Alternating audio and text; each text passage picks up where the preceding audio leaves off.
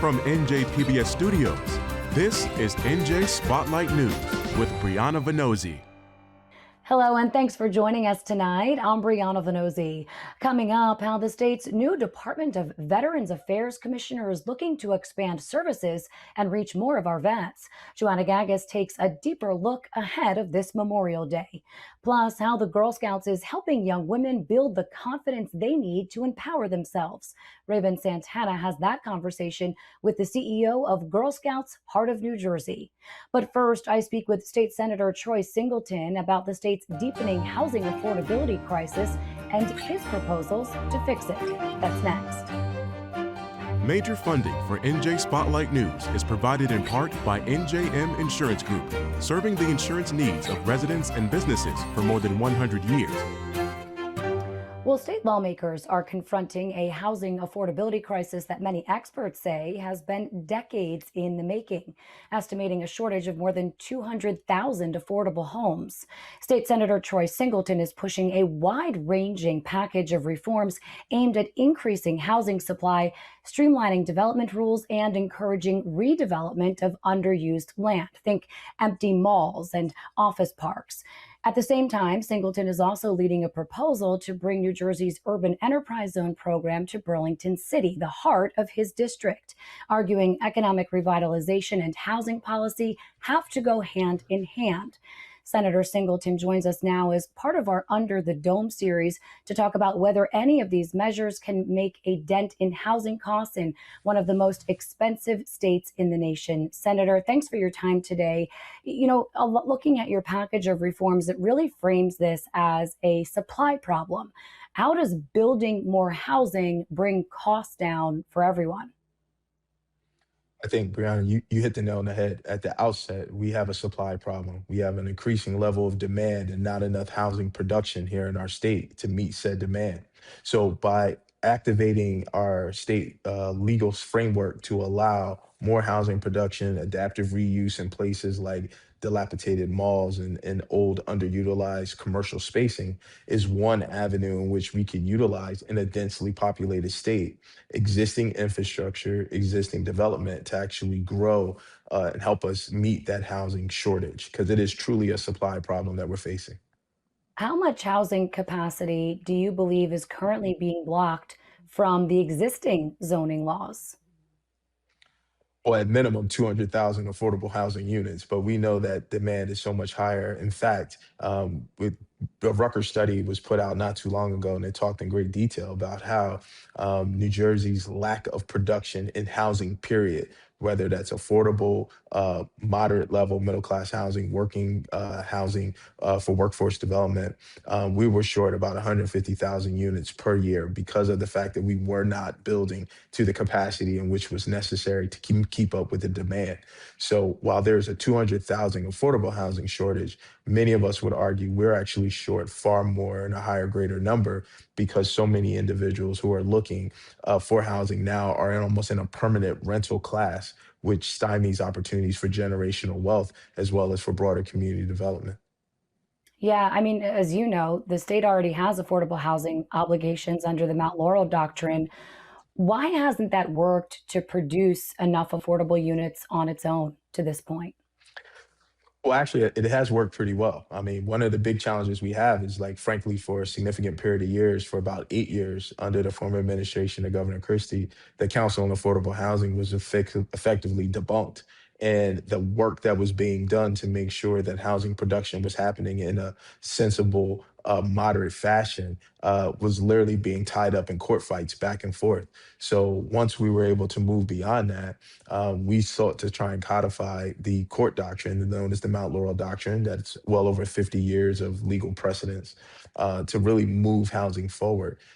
In the short period of time that we've been able to do that and working collectively with so many advocates throughout the state, we've been able to see a significant dent put in that number. It's still at 200,000, but it would be exponentially higher if not for the work that was done. So that was part of the reason that held it up was because the affordable housing mandates that were in place prior, Governor Christie suspended those by taking away the Council on Affordable housing. So many groups just would allow their housing obligations to toll until we had a framework in place to really sort of activate how housing has to be developed.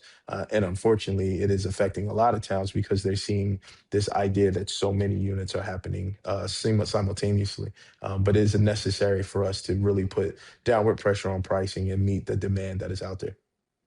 There's also a proposal, sort of a play on NIMBY, but instead a yes in God's backyard proposal that puts unused, underused religious land on the table. Why is state legislation necessary to do this? Why not allow towns or those religious organizations to decide locally? As I know you hear, as I often hear from mayors, that the infrastructure is the biggest concern, increasing density without overwhelming schools and water systems and the like. So smart planning has to go hand in hand with any type of development. And obviously, smart planning, when you think about where the existing infrastructure lies in order to be able to create more housing, that is the most effective way of actually developing a policy that also meets the policy rationale, but also meets the pragmatic sort of application of what we need to see moving forward. That proposal about around utilizing religious organizations to utilize property for housing does a couple things. One, it is consistent with the mission of so many of our religious institutions who believe that is their calling to address the community's needs, and housing is one of our great community needs that we see right now. So that's one component of it. But secondarily, it's about being mindful to make sure that when you have existing infrastructures, all of these places have the ability to be able to develop the housing that is necessary to move forward. It's just a natural extension of what I call, again, smart adaptive reuse, not Sure. going out and putting housing in places where the infrastructure doesn't exist. Let me ask you, Senator, quickly about the UEZ program and adding Burlington City to it. It's been around for decades. What's Mhm. different about Burlington City now that you believe it should be included? And why do you feel this policy is the right one to fix the issues that you're looking to?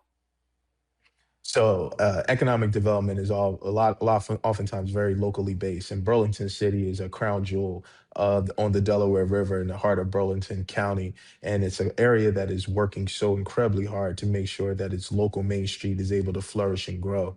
And in other communities where we've seen the advent of the urban enterprise zones, we know it's created a jolt, not just to the local economy, but also to investment that wants to come into those particular communities. And there's a great history around our state, around municipalities who've been added to the UEZ zone and seeing that as an actual ramification of that action.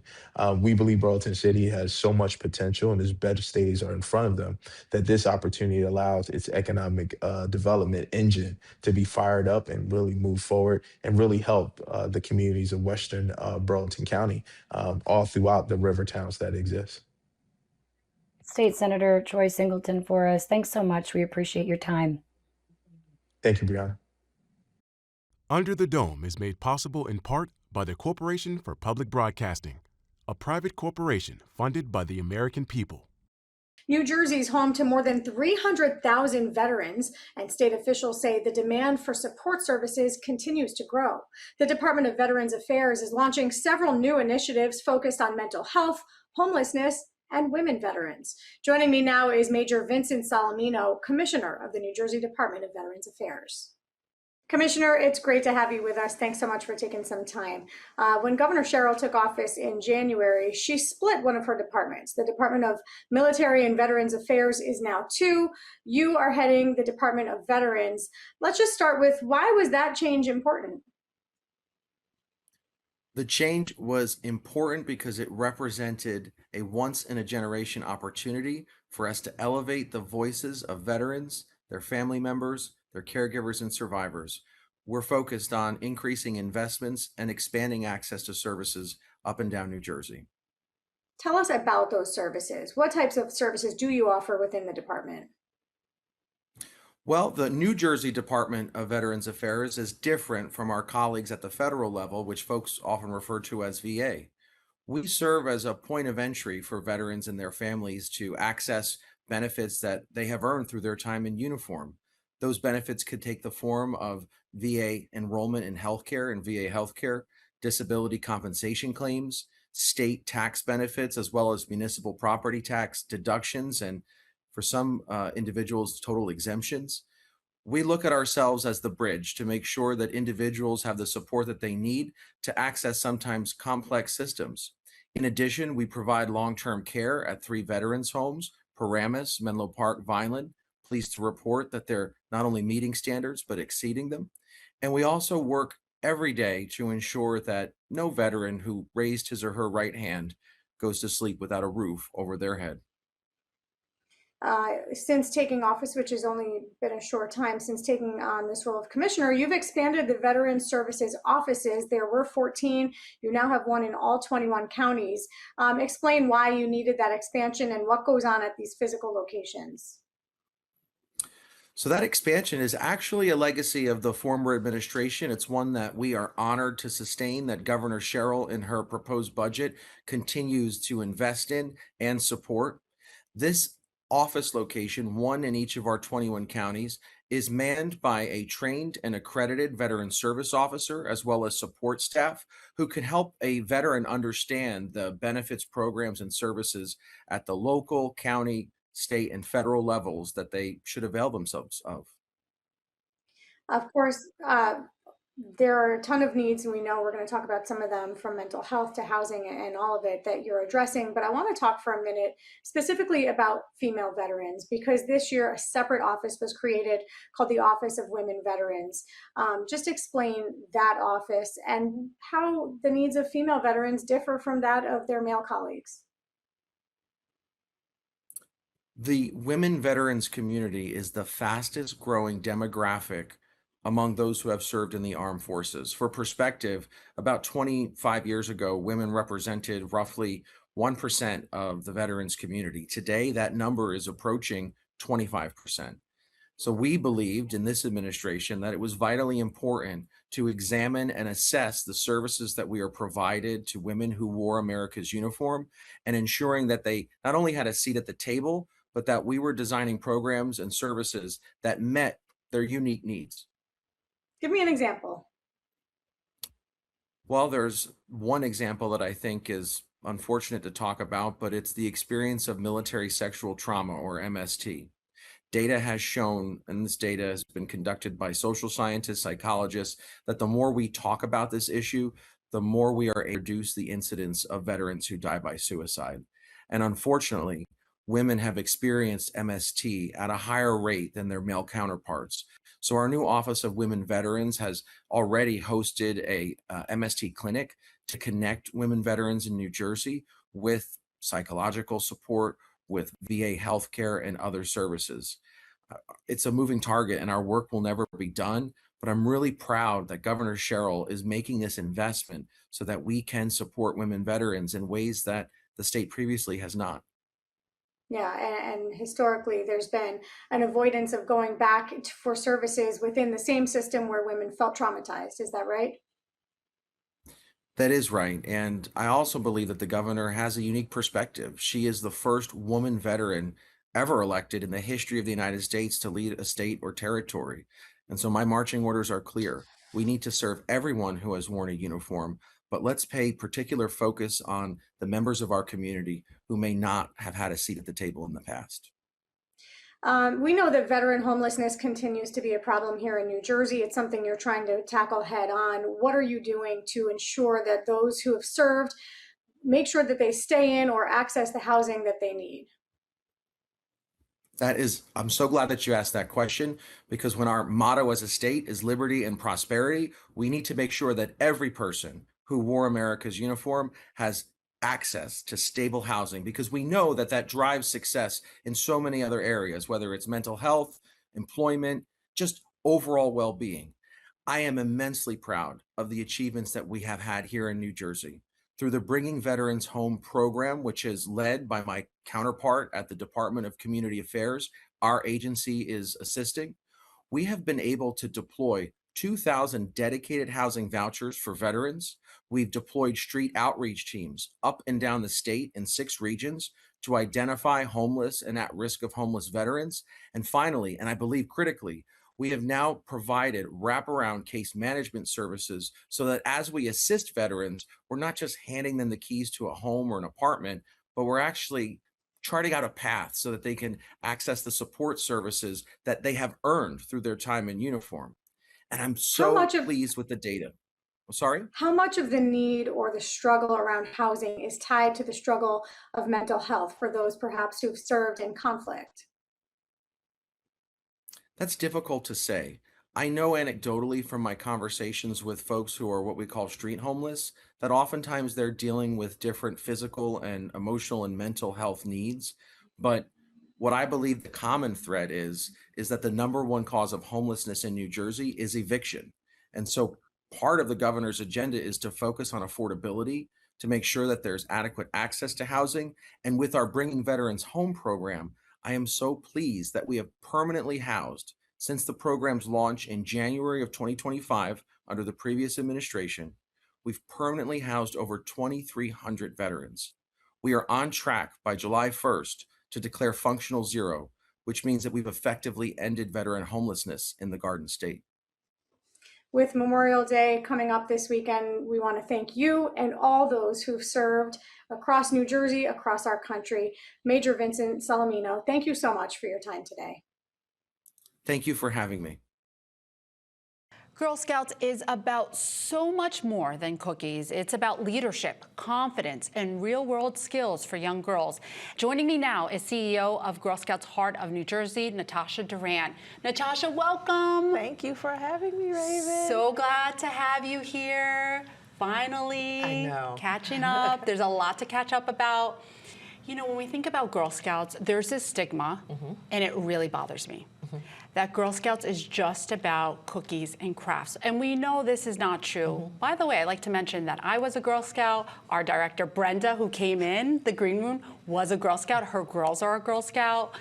There's a lot more to this. Yes. Can you just speak to that? And do you continue to hear that in 2026? We do in 2026 continue to hear that Girl Scouting is about cookies or about crafts or about camping. That's the other C. It's really about courage, confidence, and character. That's right. It's about looking at things in your community and making them better than you found them. It is a leadership building organization. If you want your Girl Scout to be a leader in the community, work with Girl Scouting and the volunteers in that community so that they can, in fact, make the world a better place. I was a leader as well to a group of 32 Girl Scouts for 10 years. And seeing them now reach out to me and send me a text message about them and their GoFundMes, they're going to Paris and they're going to Japan, and saying how much being their leader meant to them and has stayed with them, that's the kind of stuff that you never get tired of hearing. I would be remiss to not mention, you know, a CDC report that says, unfortunately, there are some concerning trends when it comes to teen girls. 3 in 5, the CDC found, were persistently sad or lonely. And that is a problem when we think about mental health, okay? Yeah. So I know that the Girl Scouts has their own report, the New Jersey Girls Report, that has even more research and data to support kind of these challenges. Can you speak a little more about that? Because we know the lack of research is really also a problem.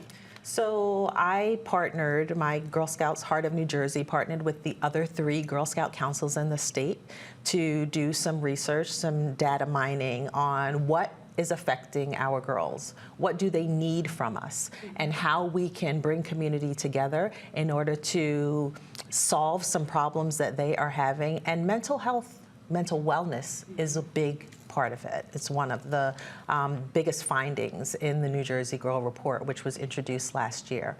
We came together because being a Girl Scout is one thing. Being a girl who has no idea that Girl Scouting is for them is a whole nother thing. So we wanted to pull together data, listening to girls, not leaning on what we think is affecting them, but hearing directly from them and their parents what they need from us, from other community organizations, and how we can come together to fill the gaps in order to help them empower themselves.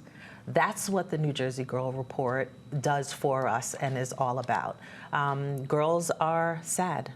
And with everything that's happening in the world, things are confusing for adults, let alone confusing for girls. And how they engage with difficult conversations and things that they can't control that is happening in the world, we need to find solutions for them and connect them with organizations and advocate for them the way that we would have wanted our organizations surrounding us when we were growing up to advocate for us. I also want to talk about representation. I mean, Girl Scouts is great at that, right?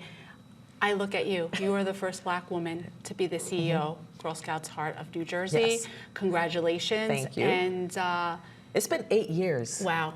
Can you believe that? I can't. It has been 8 years. And look at all you've accomplished in those 8 years. Can you believe that, Natasha? All that my team has accomplished. It takes a great team to be able to take the vision that I am sharing or that we're co-collaborating on and bring it to life. When we first started in 2018 with me as the CEO, I was talking about the vision of expanding Girl Scouting to communities of color. And not that Girl Scouting is any less important in communities that are predominantly white or communities that are predominantly Black, but we have here in New Jersey the history of not having a welcoming organization or one that does not do intentional outreach to communities of color. And that was honestly a big part of my first year's battles as CEO. Wow. And helping people understand that Girl Scouting is for all girls. That's right. Regardless of color, regardless of socioeconomic status, all 7 counties that our council operates in, there are girls from all walks of life that deserve the benefit of the Girl Scout Leadership Program. How can people support the Girl Scouts Heart of New Jersey, people who are watching, and why is this so important? I think people see all these things, they're going to hear all these things and say they're fine. There's plenty of money flowing through. So 2 things I'll share with you. People have this myth, or the general public thinks that Girl Scouting doesn't need funding because we have the Girl Scout Cookie Program and it makes millions of dollars a year. The profit from the Girl Scout Cookie Program annually stays directly here in the 7 counties that we serve to deliver programming to the girls who are earning during that program. It stays right here. It doesn't go outside of these 7 counties. And so in order to invest in girls who are going to change the world, we have to do more than buy a box of cookies. That is great, but we need philanthropic dollars and the voices of people like you and others in the state to support girls and invest in the girls' future. Partnerships are critically important for us. Funding is being cut all around the U.S., and we're no strangers to those funding cuts. Because of the size of our budget, many of our councils cannot apply for grants through foundations because of the Girl Scout Cookie Program, and it inflates our revenue, but that's not adult-generated income. We need more support from adults who believe in the power of girls. There's also this misconception that Girl Scouts don't need adult-generated income. We don't need philanthropic support. And that couldn't be farthest from the truth. We have 3 camp properties that we're running. We have 3 service centers that we're running. We have a Girl Scout Leadership Center here in Newark that it's not free. Making sure that girls have what they need and that we provide safe environments for them costs money. And every year it is a challenge to try to find people who believe in the power of girls and who are willing to invest in them. Well, I'm confident you will find that partnership. And as you just walking into the studio, you had 2 other women who are products of the Girl Scouts. Yes. And so you can see how powerful and how impactful, and I'm speaking from my own experience, what the Girl Scouts has done for me and what I'm seeing that it's doing for my 7-year-old and soon to be my 5-year-old, who will be a Daisy next year. I cannot wait. I cannot wait. So thank you so much for being here, and I appreciate you and everything that you're doing for Thank girls. you. Because Thank the future is female. It is female. That's going to do it for us tonight. I'm Brianna Venozzi. For the entire team at NJ Spotlight News, thanks for being with us. We'll see you right back here tomorrow. New Jersey Education Association, making public schools great for every child, and RWJ Barnabas Health. Learn more at rwjbh.org. Our students face challenges we never did. So across New Jersey, parents and educators show up for our kids every single day. Together, we've built the best public schools in the nation through innovation and inclusion, hard work, cooperation, and mutual respect. Working together for every child's future. Because we have the same goal, giving our students the support, opportunity, and education they need to succeed in school and in life.